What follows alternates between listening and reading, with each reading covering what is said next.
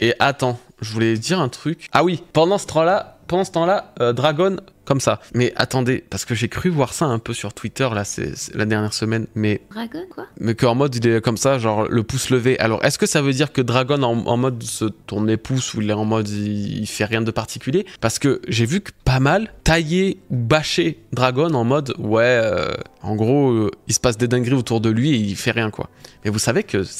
c'est pas le but de Dragon. Dragon, c'est pas en fait, il a pas à réagir sur tout et rien. C'est pas Luffy parce que tout lui. Comme Roger n'est pas Luffy. Ouais, voilà. C'est pas de la même manière. Et ça fait pas autant de lui, genre un mec qui se fout de ce qui se passe autour de lui ou qui se fout de que ce soit de Ginny, pardon, de Kuma ou quoi que ce soit, tu vois. Il y a quand même eu un truc pour essayer de sauver Kuma. Ça a été fait. C'est pas lui qui est allé directement, mais il pouvait pas y aller directement. Oda, il a pas d'intérêt à mettre maintenant Dragon qui attaque Marie-Joise pour récupérer Kuma alors que c'est censé être l'un des derniers événements de One Piece. Ou alors, enfin moi je pense que Dragon il n'a pas à agir maintenant. Il faut attendre le moment où on le verra agir, qui est ce déclic. Parce que lui il a quand même un plan qu'il met en place depuis des dizaines d'années. C'est pas comme on disait Luffy qui lui n'a pas de plan, il roule et en fait il réagit, il s'adapte en fonction des événements qui se produisent autour de lui. Dragon lui, il est celui qui va créer ces événements, celui qui va en tirer profit ou qui va essayer de contrôler son truc. Il a une armée autour de lui. C'est lui qui est à l'origine de toutes les révolutions qu'il y a à travers le monde. Il a sauvé, on ne sait pas combien de pays, il en a sauvé sans doute 40 000 fois plus que Luffy, quoi. Donc, pour moi, Dragon, on avait eu un peu ce débat avec Nina qui d'ailleurs, elle me disait que, je crois que tu me disais que, attends, je sais pas, peut-être que je dis une connerie, mais en gros, t'étais pas trop, t'étais un peu déçu que Dragon ne fasse rien? Non, c'est pas moi. Alors, c'est peut-être un truc que j'ai vu, alors c'est pour ça que je voulais pas dire de bêtises. Moi, je te parlais d'Ivankov. C'est Ivankov qui m'a choqué par rapport à sa réaction vis-à-vis de Ginny. Enfin, c'était censé être son grand frère, et j'ai trouvé que Ivankov était complètement effacé par rapport à la mort de Ginny. Quand tu vois Ginny mourir, tu vois tout ce que Kuma a fait finalement pour Ginny. Or Ivankov, il considère comme son frère. Je trouve que, on l'a pas vu avec Bonnie par exemple. On l'a pas venu voir la visiter ou toutes ces choses. Ouais. Alors c'était le tonton, tu vois, limite. C'est ce qui m'a vraiment dérangé. Et pour Dragon, non, moi je donnais l'argument contraire du fait que s'il n'est pas intervenu comme les gens le pensent, il y a une chose que les gens oublient surtout, et que Dragon a dit, c'est qu'il n'avait à l'époque pas assez d'argent, pas assez d'armes, et ça c'est super important. Quand vous menez une bataille contre des grandes instances comme le gouvernement... c'est pas une grande instance, quand vous menez une bataille contre le monde, voilà, le monde, littéralement. Doutez-vous, attends, vous Nina, ne pouvez pas y aller. Excuse-moi, je le dis parce qu'après je vais pas y penser et je veux juste te couper, mais je voulais remercier, c'était Aerashimyu pour ton sub. Merci beaucoup pour ton prime, je crois que je l'ai pas fait. Voilà, donc merci. Et juste, vu qu'après on enchaîne beaucoup, j'ai tendance à oublier, je veux surtout pas oublier des subs à remercier. Voilà, vas-y. Oui, il affronte le monde. Dire par là, donc il affronte le monde. Quand on veut mener une guerre, on ne part pas sans armes. C'est la première chose qu'on vous apprend. C'est que Luffy qui fait ça en vrai. Voilà, il y a que lui, mais aussi parce qu'il a des armes qui sont plutôt costauds chez les Mugiwara et les fruits du démon et le pouvoir de la mythique qui est quand même assez fort avec Luffy, le fait que ce soit libérateur. Mais bref, soit, on met de côté. Ce que je veux dire par là, c'est que Dragon est quand même un minimum réfléchi. Il l'a dit à plusieurs reprises bien avant tout ça, c'est que quand il avait visité Vegapunk, il est sur l'île d'Ohara, il le disait bien comme quoi au départ il appartenait à l'armée de la libération. La libération. Non, pas l'armée. Non, c'est la... Si, c'est l'armée de la libération. Non, il dit pas armée, c'est pas armée. Si, c'est armé. Regarde, c'est chapitre 1066. 1066, c'est page 11, je crois. Attends. Il appelle ça... ah non, c'est juste celle d'après, c'est l'armée de la liberté. Ouais. Ça va, mon fils? Tu manges quoi, là? Okay. Au départ, il était dans l'armée de la liberté. Pourquoi il a transformé ça en armée des révolutionnaires? Parce que justement, il a transformé ce pacifisme qui était de ne jamais prendre les armes... Et de détester les armes. Au-delà de ne pas vouloir les prendre, c'est vraiment... Même, vous savez quoi, regardez, on va passer sur la petite scène machin, mais c'était vraiment pour montrer à quel point c'était une des... comment on appelle ça? Des valeurs de Dragon qui était ne pas vouloir prendre part à ça. Il voulait pas prendre ça. Vegapunk lui a dit, mais toi normalement tu veux combattre alors que tu détestes ça. Il a dit, en gros j'ai pas de choix, c'est la réponse qu'on doit donner à ce qui s'est passé d'Ohara. voilà, vas-y, tu peux continuer, mais c'était vraiment pour dire à quel point c'était totalement différent. Exactement, il détestait ça. Donc c'est un point essentiel à noter déjà pour la première. C'est un pacifiste, il n'est pas violent de base, Dragon. Il l'est devenu après les incidents d'Ohara parce qu'il a compris que le pacifisme ne pouvait pas payer. Donc il a pris les armes, et les armes, ça coûte cher. Et c'est pour ça que Vegapunk lui disait, mais t'as pas de sous, t'as pas les moyens. Qu'est-ce que je fasse avec toi ? J'ai rien à foutre avec toi, pourquoi tu veux que je vienne ? T'es pas assez riche, tu peux rien me donner.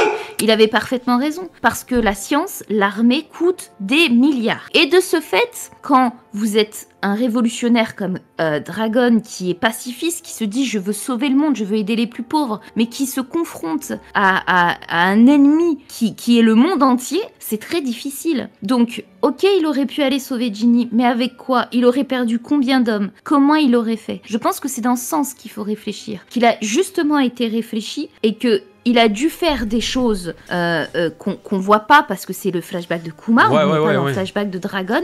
Et donc forcément, il y a des choses qu'il a dû probablement faire, mais que là, on ne sait pas. Mais ce qui est sûr, c'est qu'il aurait jamais pu attaquer Marie-Joise comme il souhaite aujourd'hui le faire. Parce qu'aujourd'hui, il a réuni plusieurs personnes, il a sauvé plusieurs pays. Donc et puis il a réussi quand même à attaquer Marie-Joise, mine de rien, avec les machins. Il a réuni une armée qui s'étale à travers le monde entier. Et ça, chose qui n'était pas le cas à l'époque, quoi. Une armée, ça se monte doucement. C'est pas du jour au lendemain que ça se fait. Et c'est pour ça que je comprends pourquoi... Attends doucement, Nina, t'es en train d'expliquer, de faire un tuto comment créer une révolte mondiale.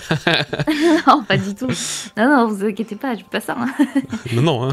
Et du coup, où je veux en venir, c'est que... je pense que la décision de Dragon de ne pas attaquer Marie-Joise comme il l'a fait aujourd'hui, c'est tout simplement parce qu'il n'en avait pas les moyens. Il n'en avait juste pas les moyens. Et puis c'était sans doute trop risqué, ni la certitude de réussir. En fait, ça sert à quoi limite de se sacrifier pour essayer de récupérer donc qui est Ginny, tout en n'ayant aucune certitude de pouvoir réussir et même au contraire de mettre en péril la liberté du monde entier, quoi. Et puis, il y a une chose que je voudrais ajouter, et c'est Garp qui le disait très bien comment il s'appelait ? À Kobe. Il lui a enseigné une chose très précise. Si demain t'es dans un navire, t'es dans un bateau, une barque, tu dois sauver un vieil homme et le vieux, et toi t'es dedans. Qui tu sauves ? Et Kobe avait dit, moi je sauve le vieux et le bébé. Il lui dit, Ijo, on ne sauve pas un vieux, parce qu'il a déjà son vécu. On sauve le bébé, c'est lui le plus important. C'est sauver l'avenir. Et c'est vrai que ça peut être compliqué, ça peut être genre ça, il y a plein de personnes qui peuvent c'est un débat philosophique. Voilà, c'est un débat philosophique hyper important. Mais c'est toujours la même histoire. Ça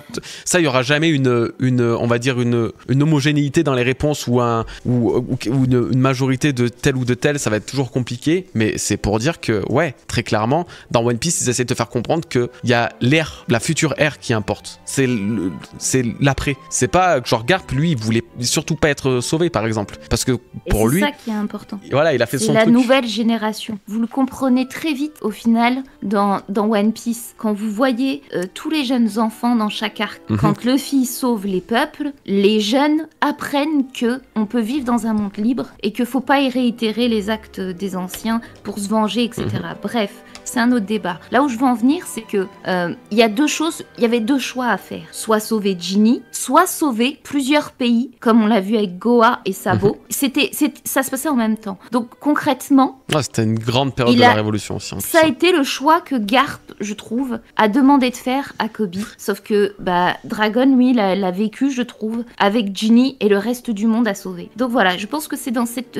Quand vous lisez ce genre de truc, il faut vraiment aussi se créer ce petit scénario de détail pour se mettre dans leur monde et dans leur truc dans lequel eux ils vivent vraiment dans un monde qui est en plus différent du nôtre, qui n'a pas une politique et un gouvernement fait pour chaque pays ou royaume. C'est vraiment un gouvernement qui concerne le monde entier et que tu as un seul groupe qui veut renverser ce gouvernement là. Donc c'est vraiment compliqué. On peut pas forcément vraiment le calquer sur notre monde et vice versa parce que c'est vraiment différent. Mais oui, très clairement, Dragon à l'époque ne pouvait pas forcément tout faire, et comme là maintenant il peut pas tout faire. Il a réussi de récupérer Kuma s'est barré, tu voulais qu'il fasse quoi. Il allait pas partir derrière lui en courant ou même en volant, peu importe, c'est dangereux. Puis même c'est peut-être pas aussi le but narratif de l'histoire que veut transmettre Oda là dans son truc. Oui, mais c'est aussi, j'ai bien aimé cette différence entre le père et le fils. Bien qu'ils aient le point commun, Luffy et Dragon, de vouloir libérer le peuple, ils le font pas de la même façon, quoi. Ils le font pas pareil parce que Luffy, lui, la différence avec son père, c'est que Luffy, il sauve des peuples qu'il rencontre et dont il crée un lien d'amitié et souhaite les sauver. Ou à l'inverse, voit quelque chose qui est injuste, comme avec les dragons célestes, etc. Et il décide d'agir. Il va pas, là, son aventure, elle consiste pas à voyager pour sauver des pays, contrairement à Dragon, où son aventure voilà, c'est pas son but, c'est ça. Son but, son rêve, c'est pas le One Piece à Dragon. Lui, voilà. c'est libérer le monde de l'entrave. Entre Dragon et Luffy, et que moi, personnellement, j'apprécie trop qu'il ait fait. Parce qu'il y a vraiment un rapport qu'on fait, mais qui n'est pourtant pas la même manière. Ça arrive au même but sans passer la même voie. Et tu rajoutes Garp encore dans ça, où ils ont tous les trois le même objectif, mais un objectif finalement qui est traité d'une façon différente. Et je trouve que la famille Monkey D est extraordinaire pour ça. Oda, il a trop bien fait la famille Monkey. Tous avoir le même objectif pour finalement le faire d'une façon différente. Un chez les révolutionnaires, un chez la marine, un chez les pirates. Voilà, je terminerai sur ça parce que c'est vraiment trop beau. Putain, c'est beau. Putain, vas-y, drop le mic. Chez Genina. Ah, je l'ai fait cette connerie, je vous assure. Voilà, quand on chante, chez Genina. Chez Genina, Aki. Ouais, je l'ai faite 15 fois cette connerie. Ouais, elle a été... C'était quand je crois que c'est quand j'avais fait ma vidéo sur les révolutionnaires et que je te prenais la tête en disant je vais signer Che Genina. Non, jamais j'aurais. Je sais pas, en fait, tu l'as tellement fait quand elle écrivait des trucs sur oui, voilà, alors c'est ça en fait la révolution, c'est ça que Oda veut nous faire comprendre à travers son histoire. Et t'es là, putain, mais en fait, je suis une révolutionnaire. Ouais, non mais vraiment ça, parce que ça me passionne les combats révolutionnaires. C'est vraiment des choses quand on apprend l'histoire de notre monde, quand on apprend aussi l'histoire de notre pays. Nous, on vit actuellement dans un pays entre guillemets, comment je peux dire, libre, même pas entre guillemets, libre, on est libre pour le coup, même si on pense qu'on a une liberté plus réduite par ci ou ça n'empêche qu'on reste. On n'est jamais totalement libre, mais comparant à d'autres, c'est un peu comme ce que disait Barbe Blanche avec Wano et Oden, que Wano Kuni était finalement un pays plus libre que ce qu'il pensait. Ce qui était pour le coup totalement le cas, parce qu'il n'y avait pas Orochi ni rien à cette époque-là, c'était vraiment un pays de rêve, mais bon, vas-y, bref. Et donc, je voulais en venir que finalement, quand tu lis l'histoire, je parle pas de celle de One Piece, mais bien la nôtre. Hein. Quand vous comprenez tous les gens, toutes les vies qui ont été données pour que nous, aujourd'hui, on puisse avoir ce qu'on a actuellement, moi ça me passionne. C'est des vies qui ont été données pour que nous, génération future, on puisse l'avoir. Et la transcription d'Oda dans son œuvre à faire ça, je trouve ça fabuleux. Ouais. Voilà. J'arrête parce que si on me lance dans les débats comme ça, bon. Vous y êtes encore pour minuit, c'est pas la peine. Mais bref, voilà. On va pas abuser non plus. Hein. Mais ouais, en tout cas, voilà, c'est pour ça que, pour revenir à la source de sujet, Dragon, c'est pas un branleur pour autant. Faut pas le voir comme ça. C'est pas parce que, en fait, ça serait tellement con et ça serait tellement pas donner honneur à l'histoire que dessine Oda, que crée Oda, et à la mentalité qu'il donne à ses persos, serait juste ne pas comprendre que la vie ne marche pas comme ça, tu vois. C'est discréditer, en fait, je trouve, et perdre de la valeur pour Dragon, alors qu'au contraire, c'est vraiment bien. C'est plus difficile qu'on ne le pense. Même Oden, on peut lui trouver une justification de pourquoi, et pourtant c'est vraiment compliqué, hein. Mais même Oden, on pourrait trouver une justification de pourquoi il ne s'est pas arrêté sur Wano Kuni pour libérer, avec Roger par exemple, et Rayleigh et tout l'équipage, pourquoi il ne s'est pas arrêté pour libérer Wano Kuni qui était déjà sous l'emprise de Orochi et Kaido.